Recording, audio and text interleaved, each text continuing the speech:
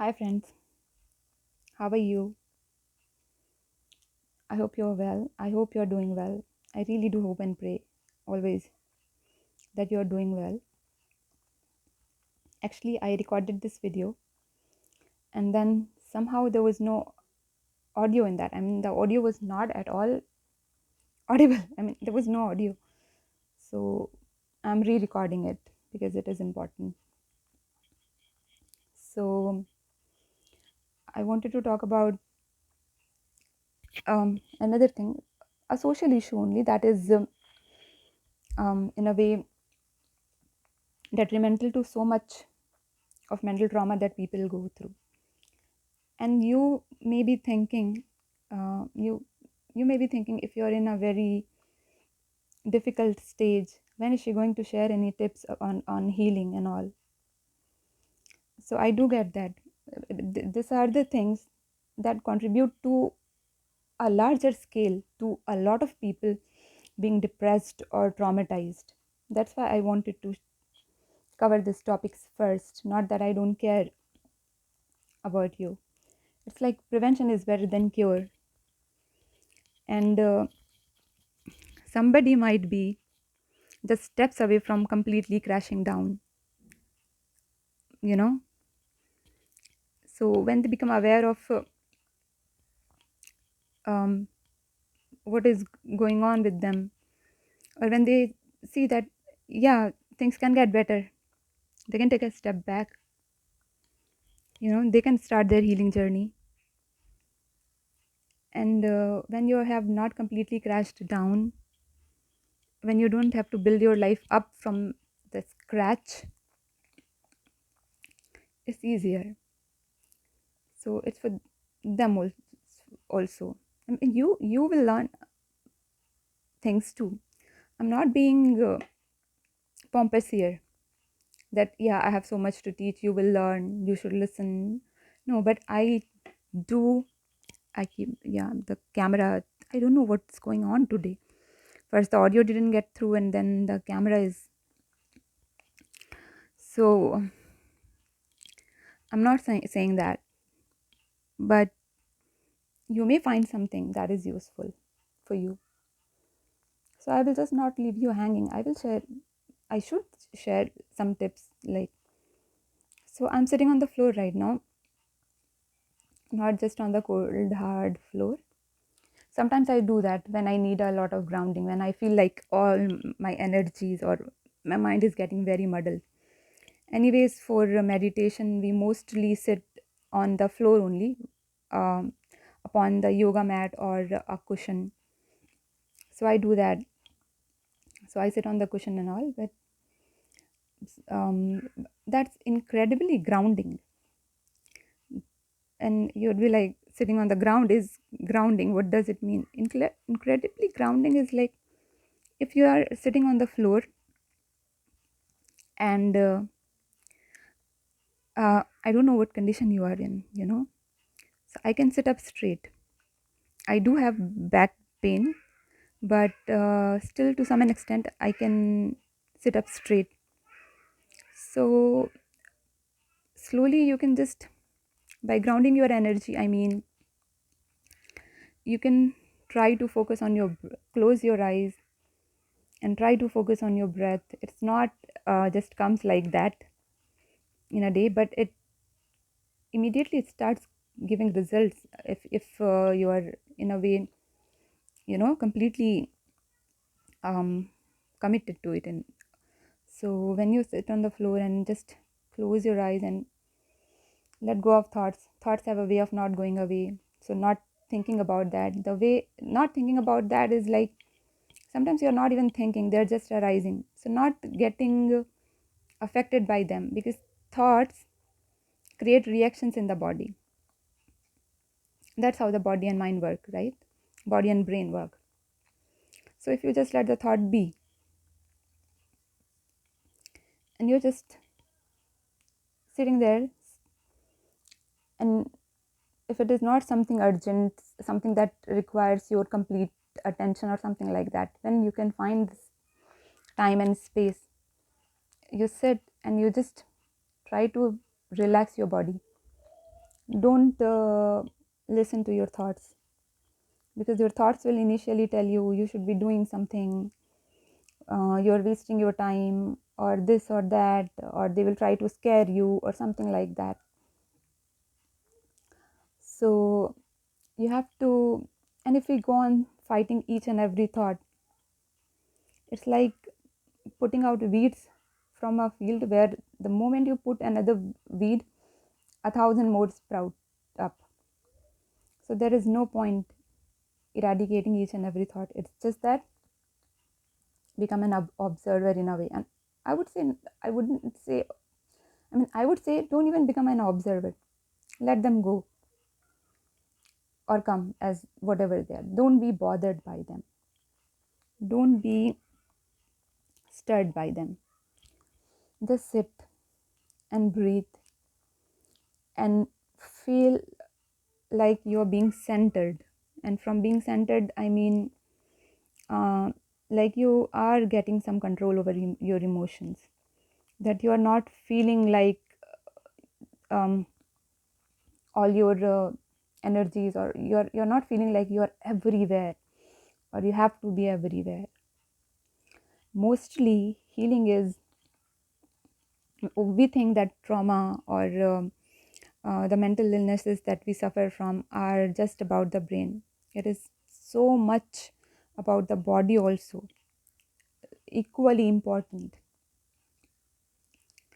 So it is so important to, and when the brain and the mind, they are, brain is part of body only, but then um, to kind of explain things, we do differentiate it, we do differentiate them.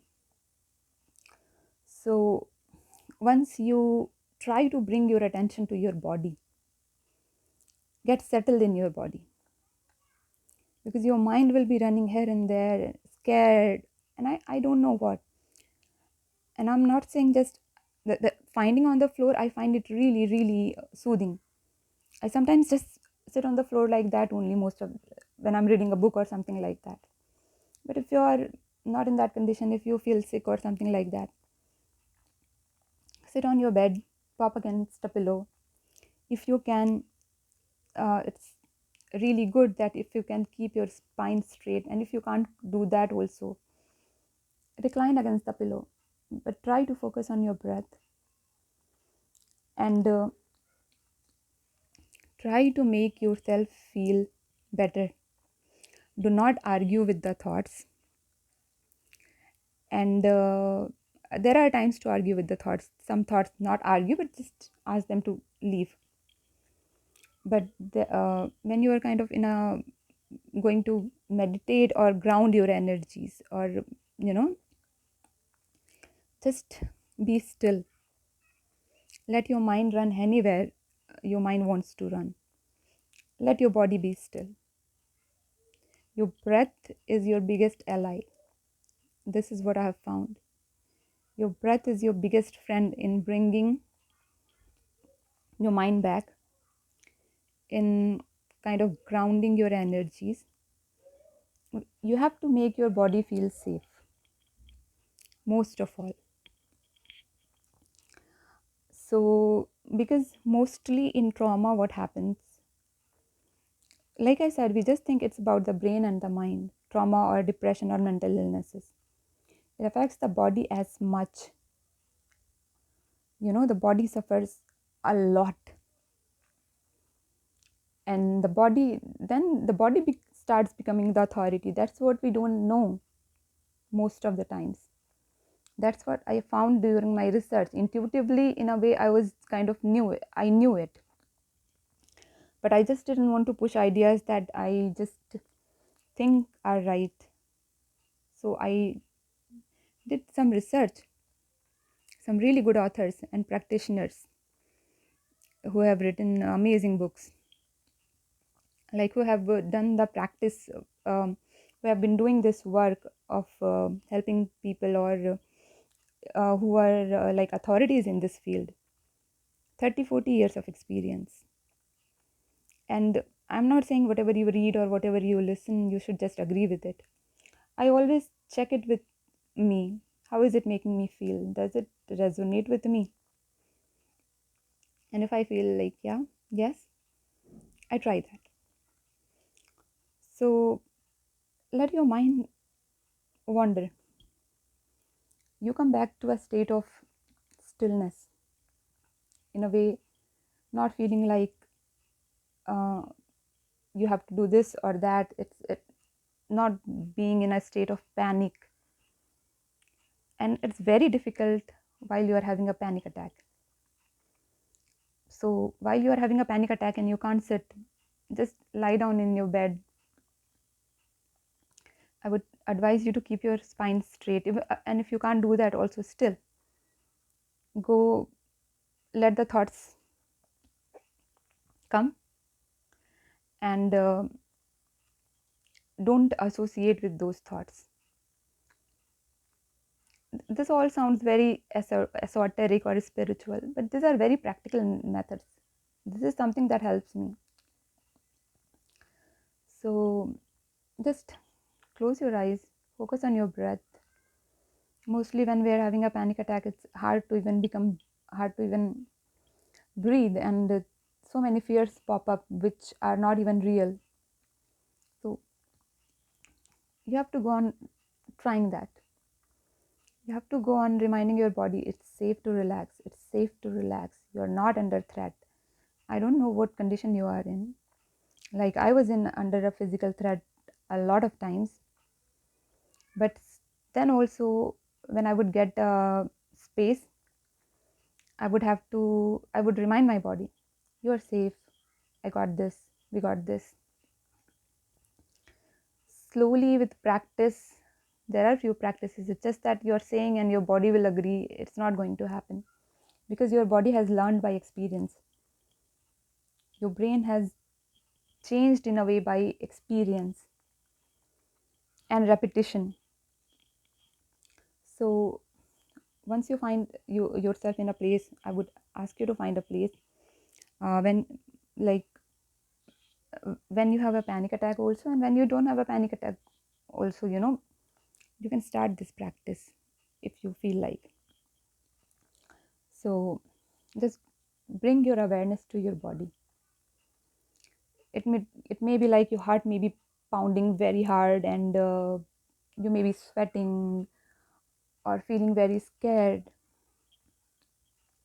So if you have someone who can help you through with that, who can sit there with you, who can hold your hand, that's amazing. That is something to be very grateful for.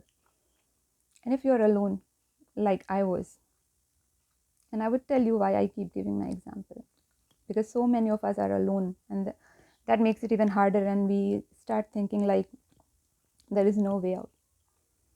But I learned it all while I was kind of, when I was in a way completely abandoned, when I had nobody.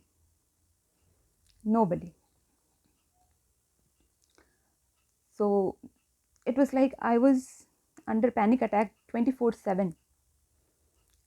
24 hours I was under panic attack in a way. So I started doing this, and it really helps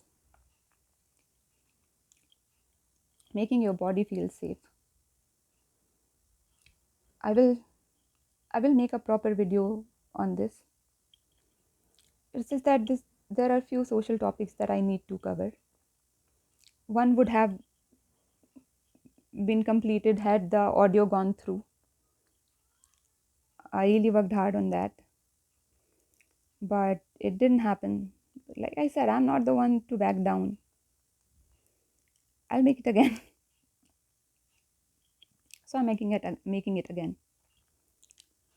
um it's about how I've shared a video just before this one about the judgments um, a lot of women and men also face in India around divorce, and the kind of cruelty they can go through, that they may never speak up, and they would rather be in abusive relationships, and you know what the outcome is. I'm not going to say that. You know, I have covered that in that video. I was in a very confused state whether I should post it or not, because while talking about it, I got very angry. So, but I chose to post it. Like I said, it's bigger than me. Purpose is bigger than me. So, yeah. So, one more thing, like stress or anxiety or depression, you would see that I pause a lot while talking, and my mouth keeps getting dried up. It's because it affects your whole body, your whole system, you know. So I developed diabetes. There was a time I was not under so much stress, so I didn't have to take any medicines also. I was like, I just had to take care of my diet. And for years I didn't have to take medicines, but the past few months had been so intensely harsh that uh, my body couldn't handle it, my mind couldn't handle it, and I had no resources to go find a doctor also, and I didn't want to bother my father and everything. So I had to be my own motivator. And I'm not saying you to self medicate. I can recognize the signs because I have been going through this thing for a very, very long time. And I was left with no other option. That's why I had to do that. I was like, I had to really look and experiment in, I had to really look into what was happening to me. Why is it happening? Not that I went on and Google things. I did not do that. Sometimes it is more detrimental. I knew what was going on. My body was acting very erratic under the stress. She was not able to handle that much stress, my brain and my body. So the whole nervous system starts getting affected. So yeah, so my sugar levels, they started becoming very erratic, and that's why my mouth keeps drying up, and I pause a lot while talking, is because I want to get it right. Not that I'm a professional or something like that, but I do know how powerful words are, because I make a lot of grammatical mistakes, but I don't think that that matters that much, because that is not something that will ruin somebody's life. But if you say something, if you don't have control over your emotions, and if you say something detrimental, that will that may end up hurting somebody. That's why I take a lot of time, in a way. Sometimes when I'm talking, I just don't talk in a flow. There are a lot of pauses, and sometimes it may feel like I've seen that when I watch my own videos, like a child is talking in few videos. But I assure you, sometimes it's like I do may appear as a, like I don't I'm 40. I don't appear 40, and I do know what I'm talking about, because I have made it a point, either be quiet or speak something that is good, you know, or beneficial. So, or either be quiet. And I've learned to be quiet and quite enjoy my own company in a way. I can do that. That's why I have the confidence that I can teach you guys to bring your state to a you know a, bring your mental state or emotional state to a stage where you can have control over them, rather than they having control over you. And I'm not saying that this is easy, or that's why I keep sharing my story. You might be even wondering that she keeps telling us her story. I don't have the need to vent. I'm just saying this so that when you are alone, when you have no resources, when it seems like there is not another day, you can't see a step ahead, It is still possible to get out of that space. It is still possible that life can get better, life will get better, because my life did. Like I keep saying, just a month and a half back, and the things that I have survived throughout life, nobody would, like, not everybody knows them. I'm daring to share them with you so that you have a reference that, yeah, if somebody can do it, I can do it too. Because I didn't have it easy. I had to do it all alone. Like, it's like I can't even go and afford a endocrinologist. I'm not saying in a, what we call it, bad way or anything, but I know how to manage it, you know. And I'm not saying that you guys should not consult a doctor or anything, never. If you have the resources, please consult a doctor. Please do things with medical help. But with but like me, if you are left with no choice than to work with the resources that you have, and as I always keep saying, most of the resources that we need are always inside us. But so many resources we need outside also. We need supportive people, supportive environment, right diagnostic, right food, right rest, everything, and right mindset in a way. Not in a way, right mindset, the most important thing. So, but if you don't have that, you have to work with what you have. That's why I keep giving my examples, because I had to do that all alone. I believe in God. I believe God was with me all the while. But God also leaves you alone sometimes. That's when most of the people, I'm not going to preach. Please just bear with me for a moment. God also, that is the time when people lose their faith. Sometimes God leaves you alone so that you can recognize your own strength. It's not that God doesn't love you or anything. God leaves you alone so that you will recognize what you are capable of. I was very resentful earlier of God, very angry. Slowly I started understanding. But that's another topic. I think I will start a channel on spirituality because that has helped me a lot. But even if you don't believe in God, you have to believe in yourself. The first thing is believing in yourself. However hard, however dark it may seem, believe in yourself that you can get through it. And please, please, please believe in life. We say life is hard. Life is hard, actually, but it's not life that is hard. Situations are hard and people are wicked. Life has nothing against us, you know. And if you ask help from life, life will start teaching you. And when life teaches, it's not easy. But when you are really willing to learn, lessons start, lessons become easier, or maybe you become so strong that you don't find it hard. So, that is one tip that I wanted to give you, bringing your attention to your body. That so many mental illnesses that we think, and especially trauma, are related to just brain and mind, are intrinsically linked with the body. And as the body starts feeling safe, your mind, your brain start feeling safe.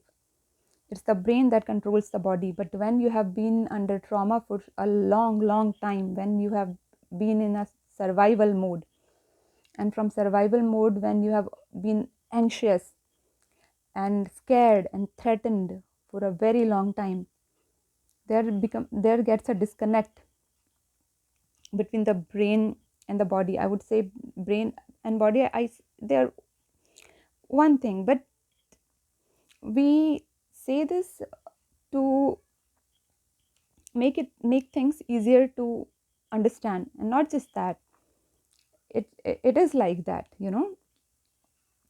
your brain is what regulates your body. But when you have been under constant pressure, constant anxiety, panic, threat, a disconnect starts happening, and your body, it becomes the authority then before your brain. That's why I said bring your attention back to your body. These are called somatic exercises, or this is called somatic. But trauma affects the body first, and most of us are not aware of this. We think it's just about brain and mind, and we go on trying to heal those aspects, or we remain on medications. And I have nothing against remaining on medications, because I am on medications, and I know if I didn't have those medications, I don't know what my condition would be. But I know that I don't want to be on medication all my life, and I have seen what few practices can do. They can really help. I firmly believe that I will be able to um, be off the medicines. So yeah, that is one tip I wanted to share, which ended up again becoming a long video. But the message that I wanted to give was very important for self preservation also. So I'm making another video about that. Try this, guys, the tip that I shared. Okay, try how your body is feeling, and try to make your body feel relaxed, uh, not being in a constant state of anxiety and panic or hurry. I'll make a proper video on that. I will soon. Just this few topics are remaining that I have to cover, and then the healing will start. And that is the reason I keep sharing my story, because that is when you will require real courage. If you are committed to healing, if you really want to heal, that is where you will require all your strength, the strength that you did not know exists within you. So I wish you guys all good luck, and I'm making the video about the social topic. Yeah, I love you guys.